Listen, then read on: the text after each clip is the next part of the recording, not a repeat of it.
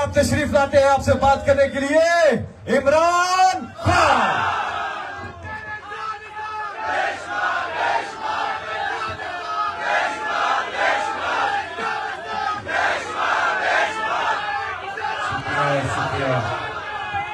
शुक्रिया। बिस्मिल्लाहिर्रहमानिर्रहीम। इय्याका नअबुदु व इय्याका नस्तईन। अल्लाह तेरी इबादत करते हैं और तेरे से मदद मांगते हैं। अच्छा, मैं सबसे पहले तो मुदस्सर फिर से आपके इंतजामात का मैं आपको खराज तहसीन पेश करता हूँ। जबरदस्त आपके इंतजामात। अब मुझे बताइए किधर से हैं, पहले मुझे बताइए। लाहौर।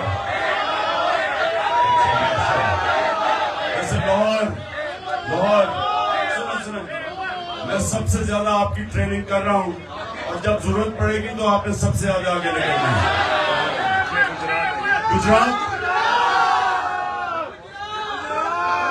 गुजरात के जब आप यूरोप जाएं तो सबसे ज्यादा गुजरात के लोग यूरोप में मिलते हैं। बहुत तेज लोग हैं माशाल्लाह। आगे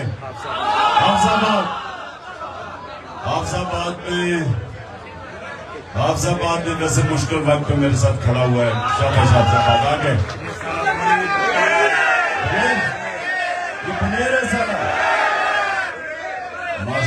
माशाल्लाह। शाबाश बड़े तीर है। माशाल्लाह। चित्राल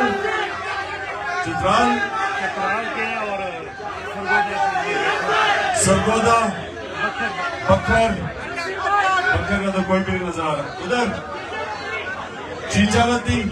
एक आदमी हो तुम चीचावती से। एक आदमी नहीं, मैं कारकुन चाहिए मुझे। सुने। अच्छा जी, अबराम से खामोशी। तीन ही सिर्फ आए हो। अच्छा, खामोशी। कितना टाइम है रोजे को कितना टाइम है? 15 मिनट है। 13 मिनट में आपसे बात करूंगा। ये आपने बात जरूर सुननी है क्योंकि मैं अपने जिंदगी के तजर्बे से कि क्या मैंने सीखा। मेरा काम है, आप जिस तरह मेरे बच्चे हैं आपको मैं वो सिखाऊं ताकि आपको आने वाले वक्त में फायदा हो, ताकि आप ऊपर जा सके। लेकिन सुनो मेरी बात, याद रखें कि अल्लाह ने इंसान को अशरफुल मखलूकात बनाया है, सबसे अजीम मखलूक। वो चाहे तो वो फरिश्तों से ऊपर चला जाता है और जब वो गिरता है तो वो जानवरों से भी नीचे चला जाता है। ये याद रखें, ये अल्लाह ने फरिश्तों को ये सलाहियत नहीं दी। फरिश्ते वो काम करते हैं जो अल्लाह कहता है, वो अल्लाह के खिलाफ कोई काम नहीं कर सकते। इंसान, उसको अल्लाह ने मौका दिया है कि तुम अगर अल्लाह के हुक्म पे चलोगे तो तुम आसमानों पे पहुंच जाओगे। लेकिन अगर उसके खिलाफ, क्योंकि आप नमाज में क्या मांगते हैं? आप दो रास्तों में से एक रास्ता मांगते हैं कि अल्लाह मुझे सीधे रास्ते पे लगा, उस रास्ते पे नहीं जो तबाही का रास्ता है। तो आपके सामने जिंदगी में दो रास्ते होंगे, गौर से समझे, एक अजमत का और एक तबाही का रास्ता। तो अल्लाह ने सारे अपने पैगंबर दुनिया में भेजे थे आपको उस रास्ते पे लगाने के लिए जो आपकी अजमत का रास्ता है, जिसमें एक छोटा सा इंसान बड़ा इंसान बन जाता है, जिस तरह मालूम मौलाना रूमी कहता है कि जब मैं तुम्हें पल दी है तो क्यों चूटियों की तरह रींग रहे हो? ये तुम्हारे हाथ में, इंसानों के हाथ में है कि वो किधर पहुंच सकते हैं। कौमों के हाथ में है कि कौम एक अजीम भी बन सकती है और बेकारियों की तरह दुनिया में वो आपका प्राइम मिनिस्टर कहता है कि मैं मांगने तो नहीं आया लेकिन मैं मजबूर हूं। तो अपने आप को भी जलील करता है, कौम को भी जलील करवाता है। ये हमारे ऊपर है, ये आपके ऊपर है। नौजवानों, मेरे कारकुनों, ये आपके ऊपर है कि आप इस कौम को भी और अपने आप को उठा सकते हैं और तबाह भी कर सकते हैं, क्योंकि अल्लाह ने हमें दो रास्ते दिए हैं।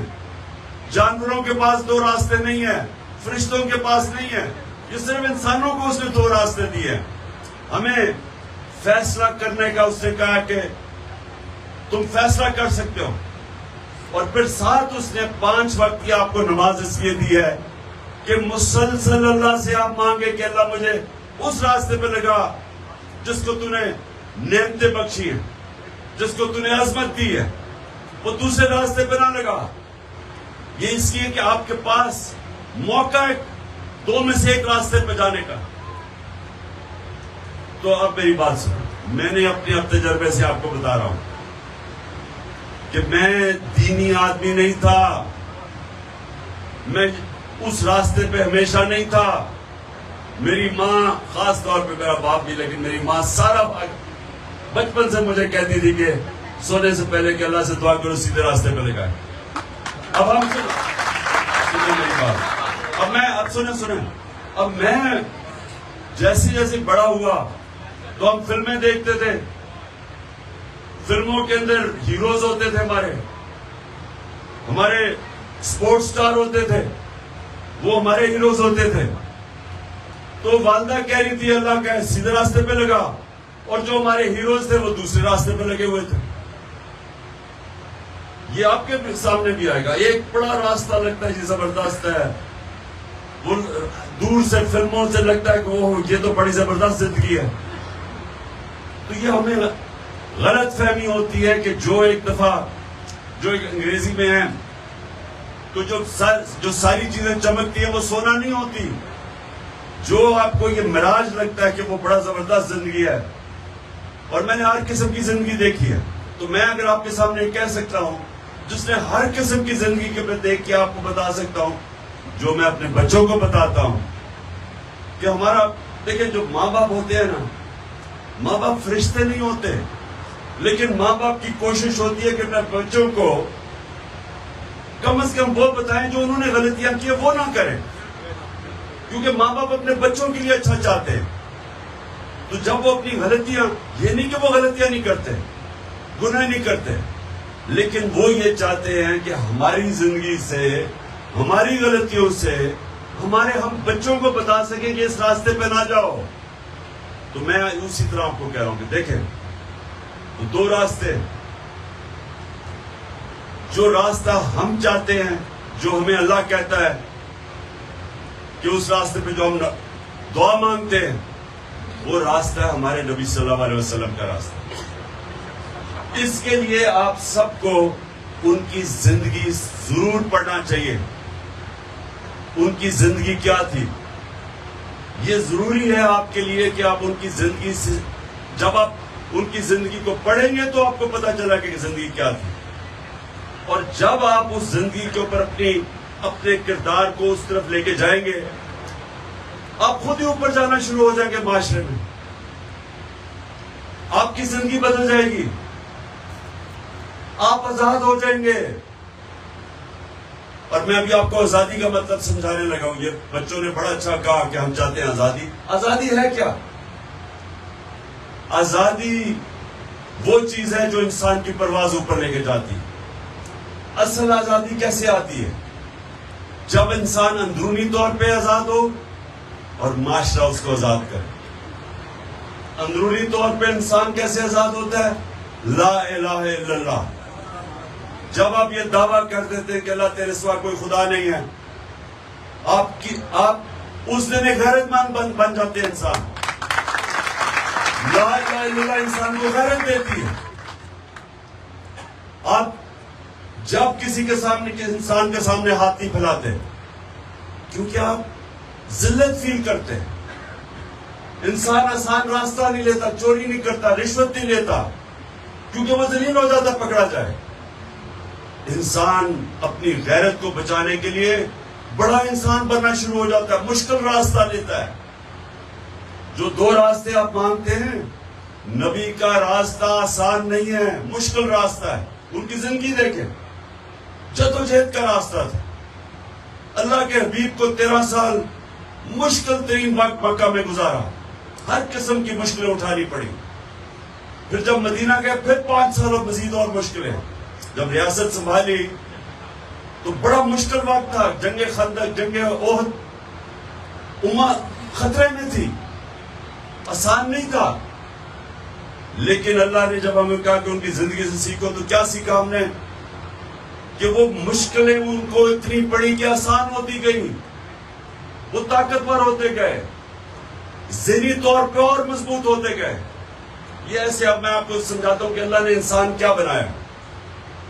आप जब एक वेट उठाते हैं, एक वेट उठाते हैं तो शुरू में वो बड़ा भारी लगता है, आहिस्ता आहिस्ता उठाते हैं वो आसान हो जाता है। फिर आप और भारी वेट उठाते हैं, आपका बाजू और तगड़ा हो जाता है, आपका जिस्म तगड़ा होना शुरू हो जाता है। उसी तरह आपका ज़हन है, जब एक चैलेंज लेते हैं, मुश्किल वक्त से गुजरते हैं, आपको वो अगले मुश्किल वक्त की तैयारी करवा देता है। जब मैं खिलाड़ी था तो मैं जब सबसे ज्यादा मेहनत करता था, जब मैं मेहनत करता था तो मैं कई दफा समझता था कि आज मैंने इतनी मेहनत की, मैं इतनी नहीं कर सकूंगा, लेकिन अगली बार वो उससे ज्यादा कर लेते थे, फिर उससे ज्यादा कर लेते थे।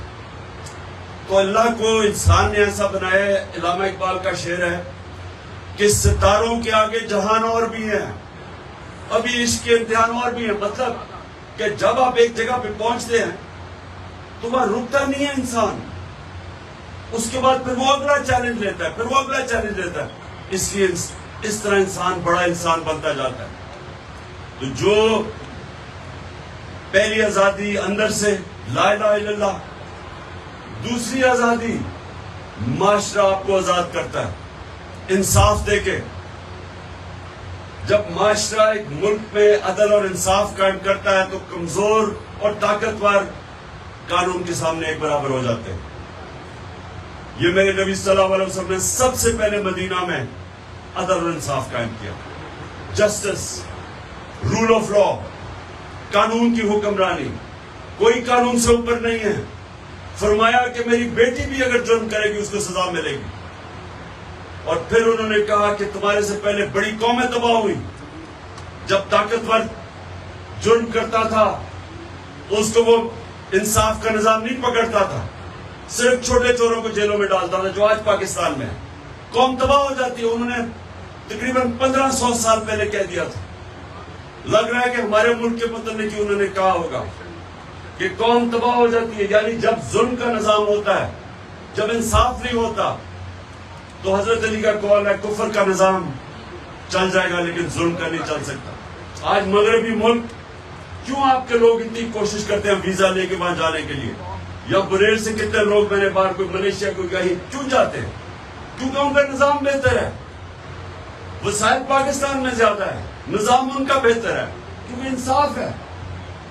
और जितना जितना इंसाफ का निजाम मुल्क में बेहतर होता जाता है, उतने ही लोग आजाद होते जाते हैं, उतनी खुशहाली आती है। मैं ये आप ये समझ लें कि जो पाकिस्तान का नंबर इंसाफ के दुनिया के निजाम में 140 मुल्कों में 129 है, 129 है हमारा, यानी यह इंसाफ नहीं है। और जो मगरबी मुमालिक हैं, स्विट्जरलैंड है, डेनमार्क, स्विट्जरलैंड नंबर 1 पे है, नंबर 2 पे है, डेनमार्क नंबर 1 पे है, वो खुशहाली है वहां, क्योंकि इंसाफ है, खुशहाल है। तो हमारी जो जंग हो रही है ये माशरे के लिए, हकीकी आजादी के लिए, हम अपने मुल्क में इंसाफ की जंग लड़ रहे हैं ताकि खुशहाली आए, ताकि हमारे लोगों को बाहर नौकरियां ढूंढने ना जाना पड़े। कितना जुल्म होता है कि एक काम करने वाला अपने बच्चों को छोड़ देता है, अपनी बीवी को छोड़ता है, अपनी बेटियों को छोड़ता है, अपने माँ बाप को छोड़ता है, सालों तक वो चला जाता है। क्यों? क्योंकि हम अपने मुल्क में नौकरियां नहीं दे सकते। हम नौकरियां इसलिए नहीं देते कि हमारा निजाम गलत है। छोटे से ताकतवर तबके ने कब्जा किया हुआ पाकिस्तान को, चोरी वो करते हैं उनको एनआरओ मिल जाता है, मुल्कों पर डाका मारते हैं उनको पकड़ नहीं सकता, जिनको जेलों में डालना चाहिए पुलिस से उनको प्रोटोकॉल देनी होती है। और ये जो हमारे जिन लोग जो मुहाफिज हैं, वो बजाय कौम के साथ खड़ा होने के उनके साथ खड़े हो जाते हैं।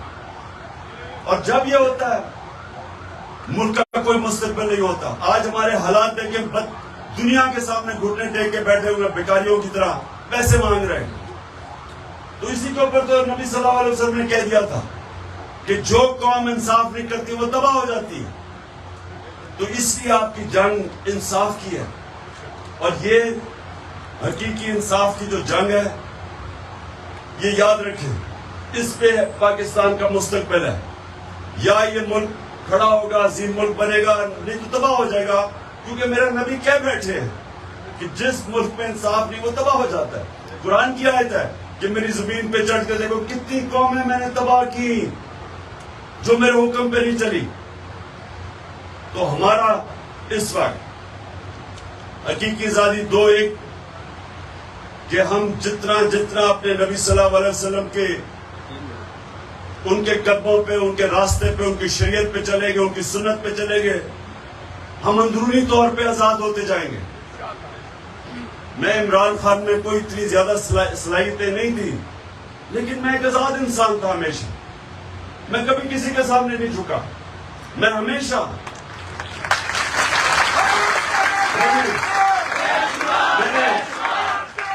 मैंने 3 मिनट रह गए, कभी किसी के सामने हाथ नहीं फैलाया, कभी किसी के सामने झुका नहीं।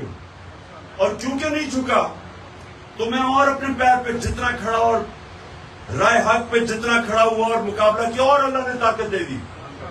आप भी सब, आप में सब में ये सलाहियतें हैं, लेकिन कभी शॉर्टकट ना लेना, कभी पैसे के गुलाम ना बनना, पैसे को इस्तेमाल करना सीखना, कभी पैसे से इस्तेमाल ना होना।